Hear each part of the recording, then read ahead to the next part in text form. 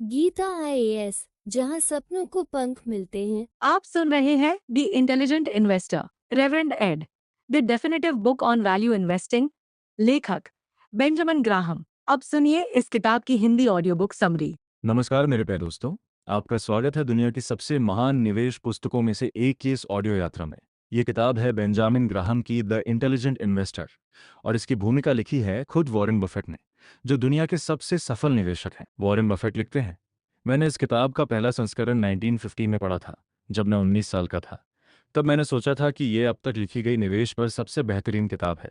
आज भी मैं यही सोचता हूँ। बफेट आगे कहते हैं, जीवन भर सफल निवेश के लिए असाधारण बुद्धि, असामान्य बिजनेस इनसाइट या इनसाइडर जानकारी की जरूरत नहीं होती, बल्कि ज़रूरत होती है एक मजबूत बौद्धिक ढांचे की, जो निर्णय लेने में मदद करे और उस ढांचे को भावनाओं से बचाने की क्षमता की। ये किताब बिल्कुल स्पष्ट रूप से वह ढांचा बताती है। भावनात्मक अनुशासन आपको खुद लाना होगा। बेंजामिन ग्राहम को याद करते हुए बफेट कहते हैं, बेन ग्राहम मेरे लिए सिर्फ एक लेखक या शिक्षक नहीं थे। मेरे पिता के अलावा किसी और से ज्यादा उन्होंने मेरी जिंदगी को प्रभावित किया। उनकी सलाह ने उनके अनुयायियों को हमेशा पुरस्कृत किया, यहाँ तक कि उन लोगों को भी जिनकी प्राकृतिक क्षमता उन प्रतिभाशाली लोगों से कम थी, जो चमक या फैशन के पीछे भागते हुए लड़खड़ा गए।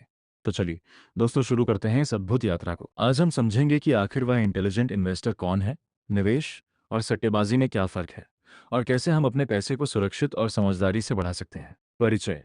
ये किताब क्या करना चाहती है? बेंजामिन ग्राहम शुरुआत में ही साफ कर देते हैं कि ये किताब करोड़पति बनने का तरीका नहीं बताती। वॉल स्ट्रीट या कहीं भी पैसा बनाने का कोई आसान और निश्चित रास्ता नहीं है। वह 1929 का एक उदाहरण देते हैं। उस साल जॉन जे रास्कोब नाम के एक बड़े उद्योगपति ने एक लेख लिखा था, हर किसी को अमीर होना चाहिए। उनका तर्क था कि अगर कोई हर महीने $15 अच्छे कॉमन स्टॉक्स में निवेश करे तो 20 साल में उसकी कुल पूंजी $80,000 हो जाएगी। ग्राहम बताते हैं कि अगर 1929 से 1948 तक ये फॉर्मूला अपनाया जाता तो 1948 में निवेशक के पास सिर्फ $8,500 होते। यानी ऑप्टिमिस्टिक फोरकास्ट पर कितना कम भरोसा किया जा सकता है। ग्राहम स्पष्ट करते हैं कि यह किताब सट्टेबाजों के लिए नहीं है। वह उन लोगों के लिए नहीं है जो चार्ट और तकनीकी तरीकों से बाजार में ट्रेडिंग करते हैं। उनका कहना है, इन तकनीकी तरीकों का एक सिद्धांत है, स्टॉक इसलिए खरीदो क्योंकि वह या बाजार ऊपर गया है, और इसलिए बेचो क्यों है नीचे गया है। यह हर जगह की सामान्य बिजनेस समझ के बिल्कुल उलट है। ग्राहम कहते हैं कि 50 साल के अपने अनुभव में उन्होंने एक भी व्यक्ति नहीं देखा जो इस तरह मार्केट फॉलो करके लगातार पैसा कमा सका हो। भाग 1, निवेश बनाम सट्टेबाजी। अध्याय 1, इंटेलिजेंट इन्वेस्टर को क्या उम्मीद करनी चाहिए। ग्राहम सबसे पहले निवेशक और सट्टेबाज के बीच फर्क स्पष्ट करते हैं। उनकी परिभाषा है, एक निवेश वह ऑपरेशन है जो गहन विश्लेषण के बाद मूलधन की सुरक्षा और पर्याप्त रिटर्न का वादा करता है। जो ऑपरेशन इन शर्तों को पूरा नहीं करते वे सट्टेबाजी हैं। ग्राहम बताते हैं कि 1929 टू 32 की मंदी के बाद सभी कॉमन स्टॉक्स को सट्टेबाजी माना जाता था। तब उन्हें अपनी परिभाषा का बचाव करना पड़ता था कि वे निवेश को बहुत व्यापक मान रहे हैं। लेकिन अब स्थिति उलट है। अब हर कोई जो शेयर बाजार में खरीद बेच करता है खुद को निवेशक कहता है, चाहे वह कुछ भी खरीदे किसी भी कीमत पर किसी भी उद्देश्य से। वह एक उदाहरण देते हैं, 1962 में जब बाजार पहले ही काफी गिर चुका था, एक अखबार ने उन लोगों को रिकलेस इन्वेस्टर, लापरवाह निवेशक कहा जो शॉर्ट सेलिंग कर रहे थे। ग्राहम कहते हैं, रिकलेस इन्वेस्टर शब्द अपने आप में एक विरोधाभास है, जैसे फिजूल खर्च, कंजूस कहना। ग्राहम साफ कहते हैं कि सट्टेबाजी न तो गैरकानूनी है, न नैतिक है, और न ही ज्यादातर लोगों के लिए जेब के लिए मोटापा बढ़ाने वाली है। लेकिन सट्टेबाजी के 3 अनबुद्धिमान तरीके होते हैं। जब आप सोचते हैं कि आप निवेश कर रहे हैं लेकिन असल में सट्टा लगा रहे हैं, जब आप मनोरंजन के तौर पर नहीं बल्कि गंभीरता से सट्टा लगाते हैं लेकिन उसके लिए जरूरी ज्ञान और कौशल नहीं रखते, और जब आप अपनी क्षमता से ज्यादा पैसा सट्टे में लगाते हैं। ग्राहम सलाह देते हैं कि अगर आप अपनी किस्मत आजमाना चाहते हैं तो अपनी पूंजी का एक छोटा हिस्सा अलग कर लें, लेकिन कभी भी उस खाते में और पैसा ना डालें सिर्फ इसलिए कि बाजार ऊपर गया है और मुनाफा हो रहा है। भाग 2, महंगाई और निवेश। अध्याय 2, निवेशक और महंगाई। महंगाई या कीमतों का बढ़ना निवेशकों के लिए हमेशा एक चिंता का विषय रहा है। ग्राहम बताते हैं कि अगर डॉलर की क्रय शक्ति घटती है तो जिन लोगों की आमदनी तय है, जैसे बॉन्ड धारक, उन्हें नुकसान होता है। वहीं स्टॉक धारकों को उम्मीद होती है कि महंगाई के बावजूद उनके लाभांश और शेयर कीमतें बढ़ सकती हैं। इसी तथ्य के आधार पर कई वित्तीय विशेषज्ञों ने निष्कर्ष निकाला कि एक बॉन्ड एक स्वाभाविक रूप से अवांछनीय निवेश है, और इसलिए कॉमन स्टॉक स्वाभाविक रूप से बॉन्ड से बेहतर निवेश है। ग्राहम इस तर्क को खारिज करते हैं। वह कहते हैं कि यह कहना उतना ही बेतुका है जितना पुराने जमाने में कहा जाता था कि कोई भी बॉन्ड किसी भी स्टॉक से सुरक्षित है। ग्राहम 1915 से 1970 तक के आंकड़े पेश करते हैं। उनमें एक चौंकाने वाला तथ्य सामने आता है। 1915 और 1920 के बीच जीवन यापन की लागत लगभग दोगुनी हो गई थी। यानी महंगाई कोई नई चीज नहीं है, लेकिन कॉर्पोरेट कमाई पर महंगाई का कोई सीधा असर नहीं दिखता। ग्राहम कहते हैं, ठंडे आंकड़े बताते हैं पिछले 20 सालों में Dow Jones industrial average DJIA की कमाई में जो भी बड़ा लाभ हुआ वह पुनर्निवेशित मुनाफे से आई पूंजी के विकास के कारण हुआ। ग्राहम सुझाव देते हैं कि निवेशक महंगाई से बचने के लिए सोना न खरीदें। पिछले 35 सालों में सोने की कीमत $35 से $48 हुई है, माइनस सिर्फ 35% की बढ़ोतरी। और इस दौरान सोने पर कोई ब्याज नहीं मिला, बल्कि स्टोरेज का खर्च हुआ। रियल एस्टेट भी महंगाई से बचाव का अच्छा साधन माना जाता है, लेकिन इसमें भी कीमतों में उतार चढ़ाव होता है और छोटे निवेशकों के लिए विधिकरण मुश्किल है। भाग 3, बाजार का इतिहास। अध्याय 3, स्टॉक मार्केट की एक सदी। ग्राहम कहते हैं कि निवेशक को स्टॉक मार्केट के इतिहास की अच्छी जानकारी होनी चाहिए, खासकर कीमतों में बड़े उतार चढ़ाव और कीमतों, कमाई और लाभांश के बीच के संबंधों की। यह जानकारी उसे यह समझने में मदद करती है कि अलग अलग समय पर बाजार का स्तर आकर्षक है या खतरनाक। ग्राहम 1871 से 1970 तक के आंकड़े पेश करते हैं। 1900 से 1924 तक बाजार में 3 से 5 साल के चक्र चलते रहे, जिनमें सालाना बढ़त औसतन 3% थी। फिर आया 1929 का न्यू एरा बुल मार्केट, उसका भयानक पतन, और फिर 1949 तक अनियमित उतार चढ़ाव। 1949 के बाद इतिहास का सबसे बड़ा बुल मार्केट शुरू हुआ। 1949 के मध्य में 162 से बढ़कर 1966 की शुरुआत में DJIA 995 पर पहुंच गया। 17 सालों में 6 गुना से ज्यादा की बढ़ोतरी। ग्राहम 1948, 1953 और 1959 में उनके द्वारा बाजार स्तर पर की गई टिप्पणियों की समीक्षा करते हैं। 1948 में जब DJI 180 था, उन्होंने कहा कि यह बहुत ऊंचा नहीं है। 1953 में जब यह 275 था, उन्होंने सतर्क रुख अपनाया, हालांकि नतीजों ने उन्हें गलत साबित किया। 1959 में 584 पर उन्होंने बाजार को खतरनाक बताया। 1964 में 892 पर उन्होंने कहा कि अगर 1964 का मूल्य स्तर बहुत ऊंचा नहीं है, तो फिर किसी भी मूल्य स्तर को बहुत ऊंचा कैसे कहा जा सकता है। भाग 4, निवेश नीति। अध्याय 4, रक्षात्मक निवेशक के लिए सामान्य पोर्टफोलियो नीति। ग्राहम कहते हैं कि निवेश पोर्टफोलियो की मूल विशेषताएं आमतौर पर उसके मालिक की स्थिति और विशेषताओं से निर्धारित होती हैं। एक पुराना और सही सिद्धांत है कि जो जोखिम नहीं उठा सकते, उन्हें अपने निवेशित धन पर अपेक्षाकृत कम रिटर्न से संतुष्ट रहना चाहिए। लेकिन ग्राहम का दृष्टिकोण अलग है। वह कहते हैं कि जो रिटर्न मांगा जाना चाहिए वह जोखिम के स्तर पर नहीं, बल्कि उस बौद्धिक प्रयास पर निर्भर करता है जो निवेशक अपने काम में लगाने को तैयार है। रक्षात्मक निवेशक के लिए ग्राहम एक मौलिक मार्गदर्शक नियम सुझाते हैं। उसे अपने फंड्स को हाई माइनस ग्रेड बॉन्ड्स और हाई माइनस ग्रेड बॉन्ड्स और high minus grade common stocks के बीच बांटना चाहिए, और उसके पास कभी भी 25% से कम या 75% से ज़्यादा कॉमन स्टॉक्स नहीं होने चाहिए। सबसे आसान तरीका है 50-50 का फॉर्मूला, आधा बॉन्ड में आधा स्टॉक में। जब बाजार बढ़ता है और स्टॉक का हिस्सा 55% हो जाता है, तो बैलेंस बहाल करने के लिए कुछ स्टॉक बेचकर बॉन्ड में डाल देना चाहिए। जब बाजार गिरता है और स्टॉक का हिस्सा 45% हो जाता है, तो बॉन्ड से पैसा निकालकर स्टॉक खरीद लेना चाहिए। बॉन्ड चुनते समय निवेशक को 2 मुख्य सवालों का सामना करना होगा। टैक्सेबल या टैक्स माइनस फ्री बॉन्ड खरीदें और छोटी या लंबी अवधि के बॉन्ड खरीदें। ग्राहम बताते हैं कि US सेविंग्स बॉन्ड सीरीज ई और H अपनी सुरक्षा और गारंटीकृत वापसी के कारण बेहतरीन विकल्प हैं। अध्याय 5, रक्षात्मक निवेशक और कॉमन स्टॉक्स। ग्राहम के अनुसार रक्षात्मक निवेशक के लिए कॉमन स्टॉक्स का चयन अपेक्षाकृत सरल होना चाहिए। उन्होंने 4 नियम सुझाए हैं। पर्याप्त लेकिन अत्यधिक न होने वाला विविधीकरण, कम से कम 10 और अधिकतम 30 अलग अलग शेयर, प्रत्येक चुनी गई कंपनी बड़ी, प्रमुख और रूढ़िवादी रूप से वित्तपोषित होनी चाहिए। प्रत्येक कंपनी का लगातार लाभांश भुगतान का लंबा रिकॉर्ड होना चाहिए, कम से कम 1950 से लगातार। निवेशक उस कीमत पर एक सीमा लगाए जो वह किसी शेयर के लिए उसकी पिछले 7 सालों की औसत कमाई के संबंध में चुकाएगा। यह सीमा 25 गुना से अधिक नहीं होनी चाहिए और पिछले 12 महीनों की कमाई से 20 गुना से अधिक नहीं होनी चाहिए। ग्राहम ग्रोथ स्टॉक्स के प्रति आगाह करते हैं। वह कहते हैं कि ग्रोथ स्टॉक्स लंबे समय से उच्च कीमतों पर बिक रहे हैं, जिसमें एक महत्वपूर्ण सट्टा तत्व शामिल है। उदाहरण के तौर पर IBM ने 1961-62 में 6 महीने में 50% की गिरावट देखी और 1969-70 में लगभग उतनी ही गिरावट। टेक्सास इंस्ट्रूमेंट्स 6 साल में 5 से 256 तक गया, फिर 2 साल बाद 49 पर आ गिरा। भाग 5, उद्यमी निवेशक। अध्याय 6 और 7, उद्यमी निवेशक के लिए पोर्टफोलियो नीति। उद्यमी या आक्रामक निवेशक के लिए सबसे उपयोगी सामान्यीकरण नकारात्मक प्रकृति के हैं। ग्राहम उन्हें कुछ चीज़ों से दूर रहने की सलाह देते हैं।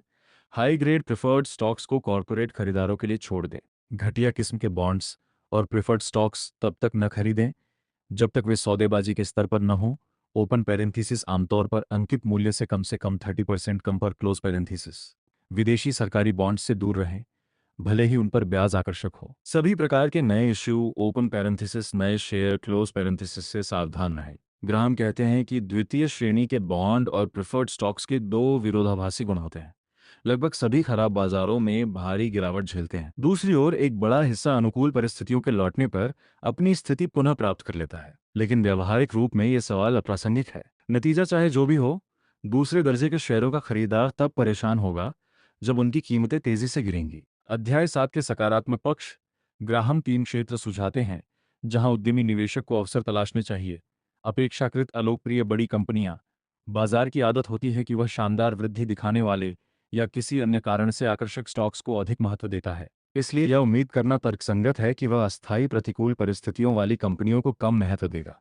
यहाँ कुंजी यह है कि निवेशक बड़ी कंपनियों पर ध्यान केंद्रित करें जो अलोकप्रियता के दौर से गुजर रही हैं। सौदेबाजी के शेयर बार्गेन इश्यू। एक सौदेबाजी शेयर वह है जो विश्लेषण द्वारा स्थापित तथ्यों के आधार पर उसके मूल्य से काफी कम पर बिक रहा है। ग्राहम कहते हैं कि एक शेयर तब तक सच्चा सौदेबाजी नहीं है जब तक कि संकेतित मूल्य कीमत से कम 50% अधिक ना हो। इस तरह के अवसर तब बनते हैं जब ओपन पैरेंथेसिस की क्लोज पैरेंथेसिस वर्तमान में निराशाजनक परिणाम हो और ओपन पैरेंथेसिस की क्लोज पैरेंथेसिस लंबे समय से उपेक्षा या अलोकप्रियता हो। विशेष स्थितियां या वर्कआउट्स हो, ये वे स्थितियां हैं जहां कंपनी के पुनर्गठन, विलय, अधिग्रहण या परिसमापन से लाभ की संभावना होती है। उदाहरण के लिए, जब एक कंपनी दूसरी कंपनी का अधिग्रहण करने की घोषणा करती है तो लक्षित कंपनी के शेयर अक्सर अधिग्रहण मूल्य से कम पर बिकते हैं।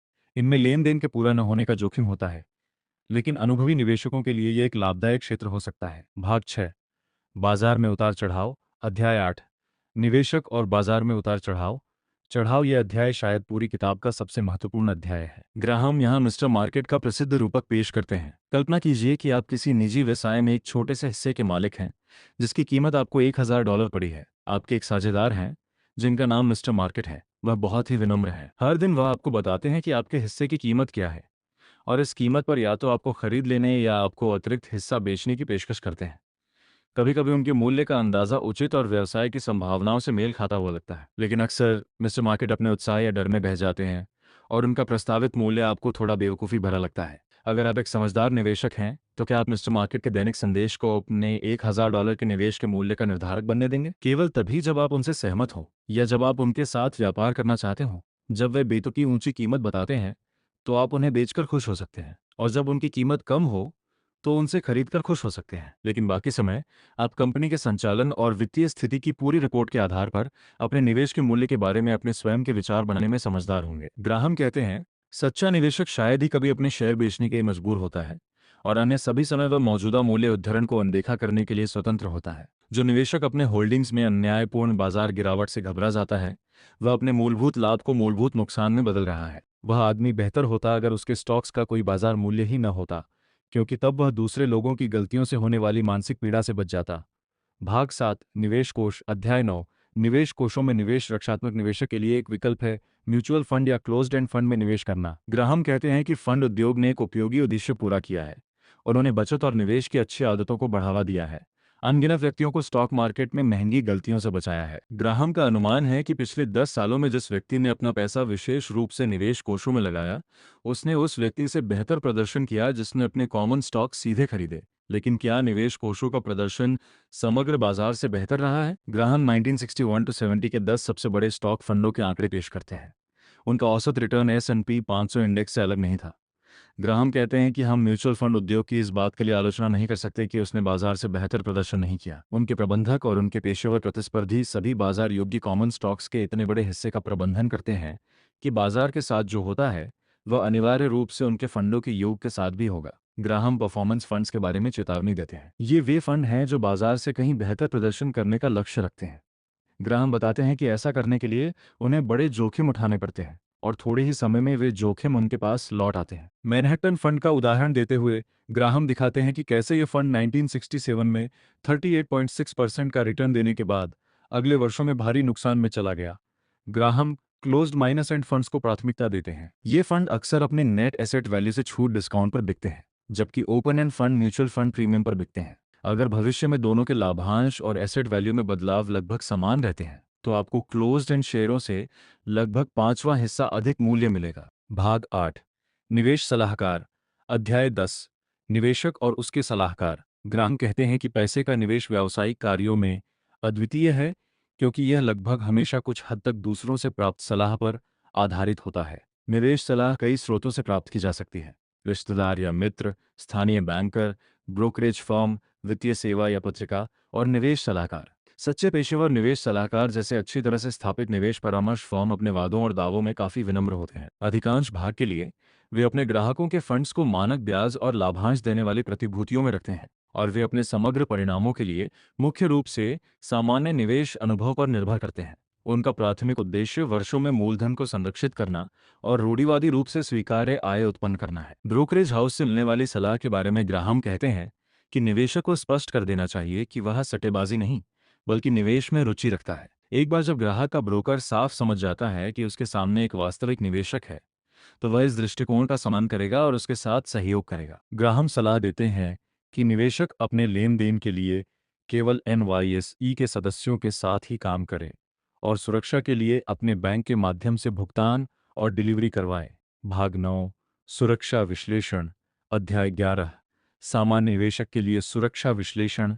ग्राहम बताते हैं कि सुरक्षा विश्लेषक अतीत, वर्तमान और भविष्य से निपटता है। वह व्यवसाय का वर्णन करता है, उसके परिचालन परिणामों और वित्तीय स्थिति का सारांश प्रस्तुत करता है, उसकी ताकत और कमजोरियों, संभावनाओं और जोखिमों को निर्धारित करता है। बॉन्ड विश्लेषण में सबसे महत्वपूर्ण मानदंड है कि पिछले कुछ वर्षों में कुल ब्याज भुगतान कितनी बार उपलब्ध कमाई से कवर हुए हैं। ग्राहम के अनुसार एक औद्योगिक कंपनी के बॉन्ड के लिए पिछले 7 वर्षों के औसत पर ब्याज भुगतान कम से कम 7 गुना कवर होना चाहिए। कॉमन स्टॉक विश्लेषण का आदर्श रूप एक मूल्यांकन की ओर ले जाता है, जिसकी तुलना वर्तमान कीमत से यह निर्धारित करने के लिए की जा सकती है कि शेयर एक आकर्षक खरीद है या नहीं। यह मूल्यांकन आमतौर पर भविष्य में कई वर्षों की औसत कमाई का अनुमान लगाकर और फिर उस अनुमान को एक उपयुक्त पूंजीकरण कारक से गुणा करके पाया जाता है। ग्रोथ स्टॉक्स के मूल्यांकन के लिए ग्राहम एक सरल फॉर्मूला सुझाते हैं: मूल्य इक्वल्स वर्तमान सामान्य कमाई टाइम्स 8.5 + 2 टाइम्स अपेक्षित वार्षिक वृद्धि दर, यह वृद्धि दर अगले 7 से 10 वर्षों के लिए अपेक्षित होनी चाहिए। भाग 10,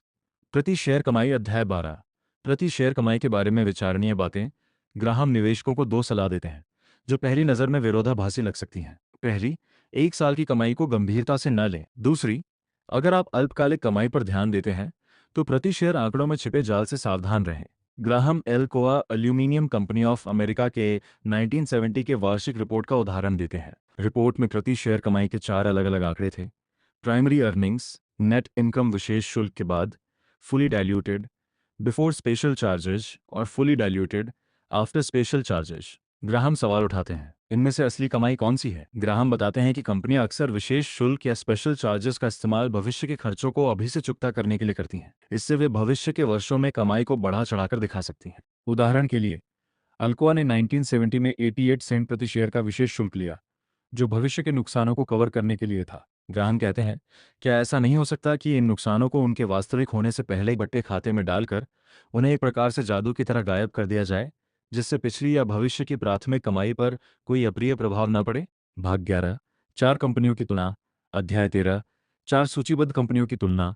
ग्राहम 4 कंपनियों की तुलना करते हैं: एल्ट्रा, इमर्सन इलेक्ट्रिक, एमरी एयरफ्रेट और एमहार्ट कॉर्प। वह उनके 1970 के अंत के बाजार मूल्य, उनके 1970 के संचालन के कुछ आंकड़े और कुछ प्रमुख अनुपात प्रस्तुत करते हैं। सबसे चौंकाने वाली बात यह है कि 4 कंपनियों के मौजूदा मूल्य /I अनुपात P/E उनके परिचालन प्रदर्शन या वित्तीय स्थिति से कहीं अधिक भिन्न है। 2 कंपनियां एल्ट्रा और एमहार्ट मामूली कीमत पर बिक रही थीं, केवल 9.7 और 12 गुना 1968-70 की औसत कमाई पर।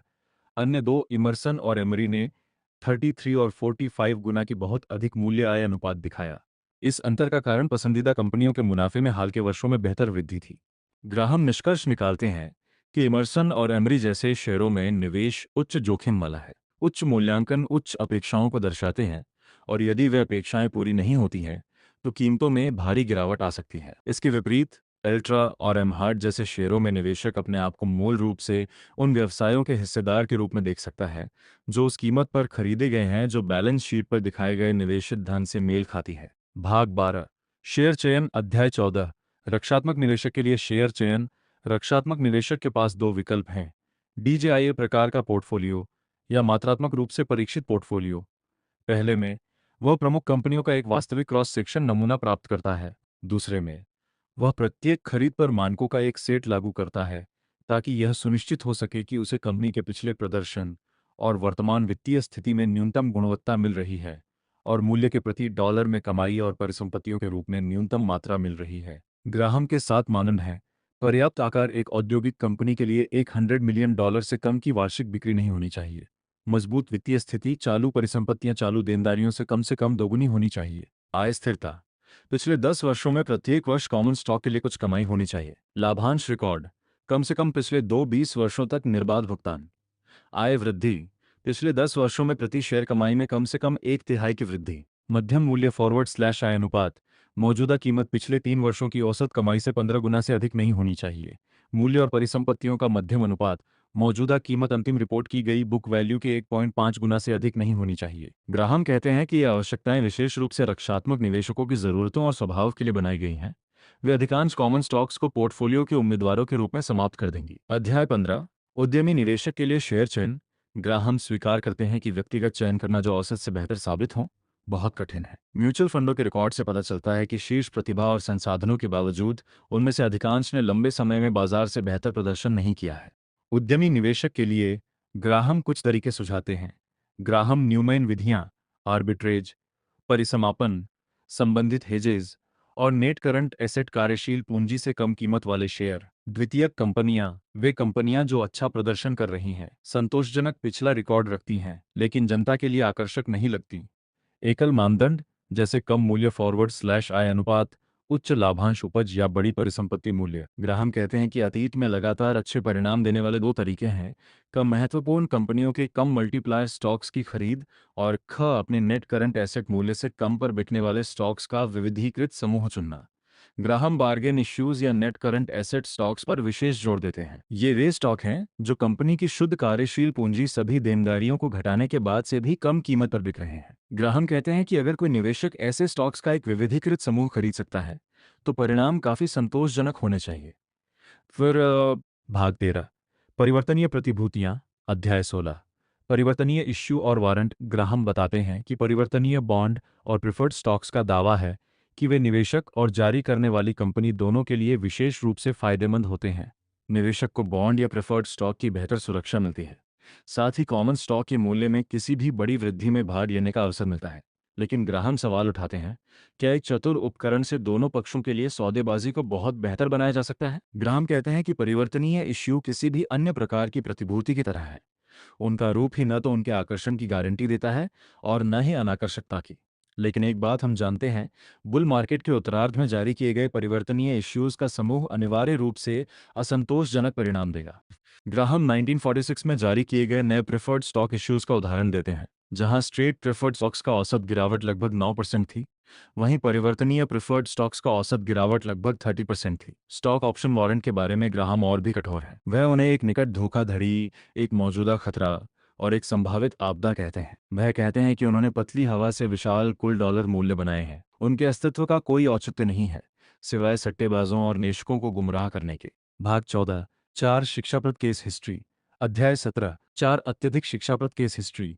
हिस्ट्री, ग्राहम 4 कंपनियों की कहानियां सुनाते हैं जो हर किसी के लिए चेतावनी है। पेन सेंट्रल रोड कंपनी, वित्तीय कमजोरी के सबसे प्रारंभिक चेतावनी संकेतों की उपेक्षा का एक चरम उदाहरण। 1968 में जब इसके शेयर अपने रिकॉर्ड उच्च स्तर पर थे, तब भी इसने ब्याज भुगतान को केवल 1.98 गुना ही कवर किया था, जबकि ग्राहम के मानकों के अनुसार रेलरोड बॉन्ड के लिए यह 5 गुना होना चाहिए था। लिंकटेमको वॉट इंक, त्वरित और अस्वस्थ साम्राज्य निर्माण का एक चरम उदाहरण। कंपनी ने 1958 में $7 मिलियन की बिक्री से 1968 में $3.75 बिलियन की बिक्री तक का सफर तय किया, लेकिन इस दौरान उसका कर्ज $1.8 बिलियन तक पहुंच गया। 1970 में कंपनी को $70 मिलियन का नुकसान हुआ और उसके शेयर 169.5 से गिरकर 7.125 पर आ गए। एनवीएफ कॉर्प, एक कॉर्पोरेट अधिग्रहण का चरम उदाहरण, जिसमें एक छोटी कंपनी ने अपने आकार से 7 गुना बड़ी कंपनी को निगल लिया।